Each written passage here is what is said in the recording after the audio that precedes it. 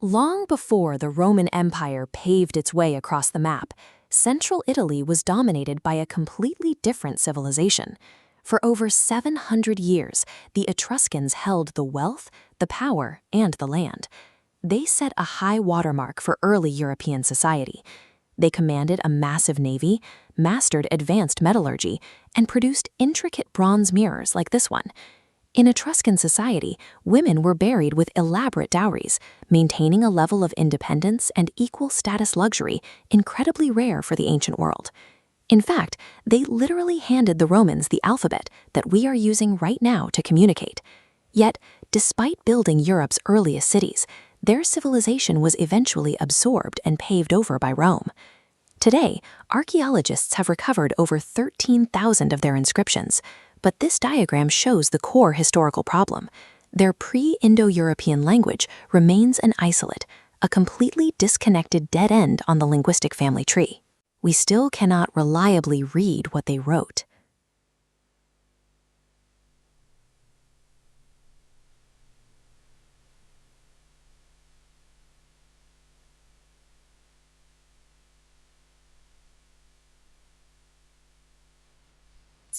Was dictated by a massive pantheon of gods.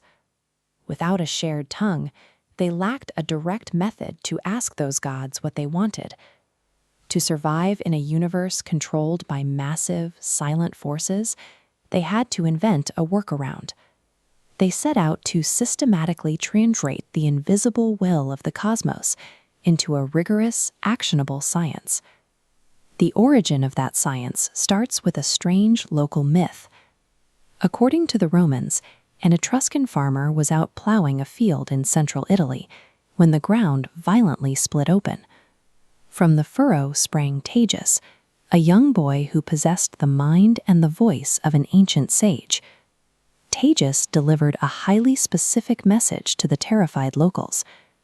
The gods are speaking to humanity, but their vocabulary doesn't consist of words. Instead, they communicate exclusively through physical anomalies in the mundane, natural world around us. The crowds feverishly transcribed everything the boy said. These initial transcriptions, expanded upon over centuries of observation, became the Etrusca Disciplina, a massive, obsessively detailed catalog of rules for reading nature. The Etruscans treated the Etrusca Disciplina as an empirical, step-by-step manual to decipher the physical blueprint of reality. It laid out strict instructions for placing city gates, building altars, and interpreting the weather. Look at how they mapped the space above them. The Etruscans visualized the sky as a wheel, dividing the atmosphere into 16 compartments. Each slice represented an overarching moral geography. The eastern segments housed benevolent deities, while powerful gods of fate controlled the north. Specialized priests, known as augers, used these invisible celestial boundary lines to take the temperature of the universe. By tracking the exact flight paths, species, and cries of birds crossing from one section of the grid to another, they decoded macrocosmic shifts. They were even more rigorous about the weather, specifically categorizing 11 different types of lightning. If a bolt flashed, they didn't just log the strike. The specific sky segment it originated from proved exactly which god was sending the message. But reading the sky only offered a grand, overarching view of fate. If a city or a general needed answers to highly specific, immediate questions, the macrocosm was just too vast and unpredictable. To answer localized questions, the Etruscans had to scale the cosmos down. They looked inward, dissecting the entrails of sacrificed sheep to find the answers. Priests trained in haruspicy, using tools like the bronze Piacenza liver.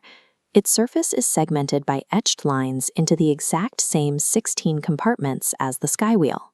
By cross-referencing a real sheep's liver against this grid, physical anomalies directly revealed which god was speaking. In the hands of a priest, the organ functioned as a perfect biological snapshot of the entire universe, frozen in the exact moment of the animal's sacrifice. This is the ultimate truth.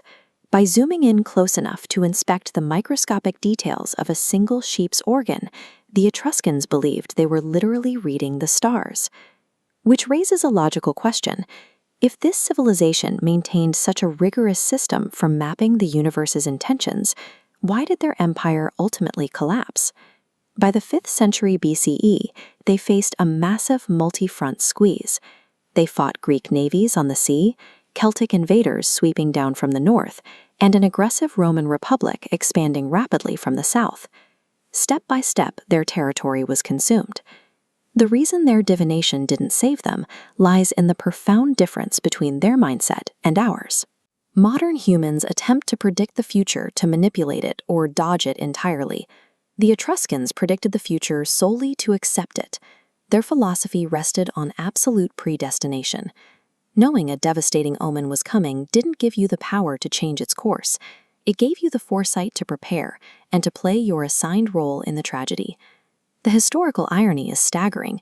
Even as Rome systematically wiped out Etruscan political power, Roman generals were so in awe of their predictive accuracy that they preserved the Etrusca Disciplina.